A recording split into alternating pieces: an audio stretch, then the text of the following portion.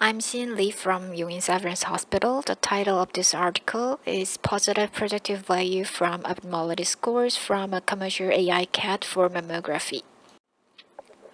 Recently, AI-CAD for mammography has been increasingly used in clinical practice. It demonstrates comparable to superior diagnostic accuracy to radiologists and enhances the performance of radiologists.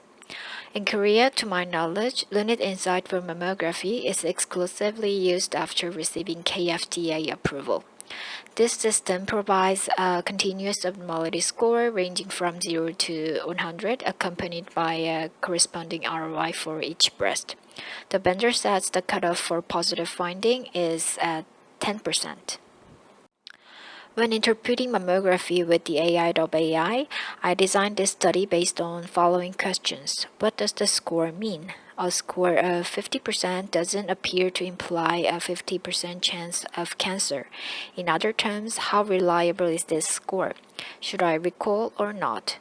And how significant is the difference between a low score and a high score? To address these questions, we first examined clinical or radiological factors associated with AI score.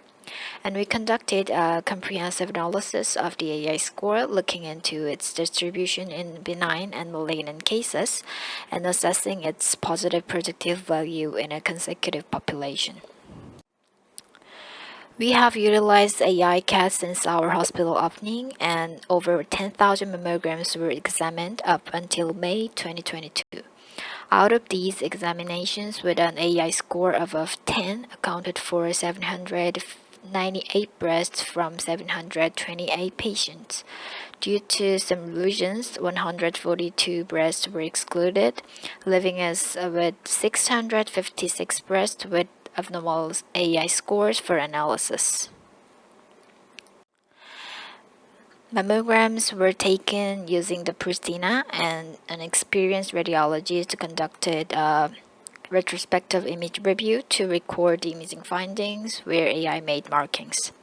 For statistical analysis, we employed optimal binding method to group AI scores, aiming to maximize the difference in cancer prevalence across score groups. In our study, PPV was defined as the number of breasts diagnosed with cancer divided by the number of breasts with abnormal AI scores. As illustrated in our flowchart, the AI's rate of abnormal interpretation was only about 7%, given that approximately 700 breasts had scores exceeding 10 among over 10,000 exams. Out of 656 breasts, 213 were malignant, indicating that the overall PPV of AI-CAD stood at 32.5%. This graph displays the distribution of AI scores in both the benign and cancer groups. Note that the starting point is 10, not 0, since we analyze only exams with positive AI scores. In the multivariable linear regression, excluding palpability variable, which was largely overlapped with diagnostic indication, breast density, and individual image findings were all associated with the abnormality score. The score groups were segmented with cutoffs at 50, 70, and 90. Group 1, ranging from 10 to 49, had a PPV of 9%. Group 2, from 90 to 69, had a PPV of 33%. Group 3, from 70 to 89, had a PPV of 66%. Group 4, from 90 to 99, had a PPV of 95%. When we divided mammograms for screening versus diagnostic purposes, diagnostic mammography showed higher PPV than screening, and the PPV was significantly increased according to score groups. Similarly, fatty breasts showed higher PPV than dense breasts, and the PPV was significantly increased according to score groups. For image findings, PPV appeared in the order of mass with microcalcification, distortion, mass, asymmetry, and microcalcifications. PPV of each image findings was significantly increased according to score groups, with the exception of distortion. In the screening population, an AI score of 10 to 49 showed a 5% PPV, 50 to 69 had a 29% PPV, 70 to 89 stood at 58%, and 90 to 99 was 96%. These can be aligned with virus groups based on their recommended PPV. Since virus is intuitive and well establishing among doctors, we believe these approach can assist in understanding the scores. I would like to share cases that require careful interpretation. A 63-year-old woman visited for screening. Right craniocaudal and medial lateral oblique mammograms revealed focal asymmetry in the upper outer portion of right breast. AI localized an area in the right outer breast as illustrated by the color map.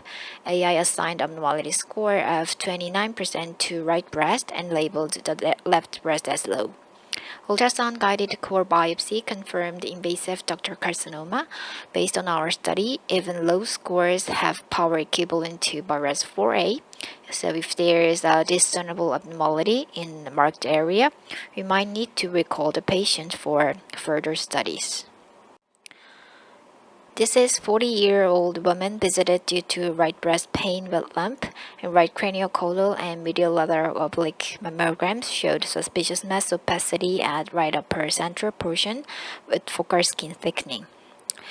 AI localized area in right upper central breast, and the score was 98% to the right breast and low to the left breast. Ultrasound-guided core biopsy revealed granulomatous mastitis. In this case, we might not skip a supplementary ultrasound. However, with typical symptom of mastitis, this high score of AI can be ignored. In conclusion, we confirm that PPVs increased in stages according to the abnormality score groups provided AI-CAD.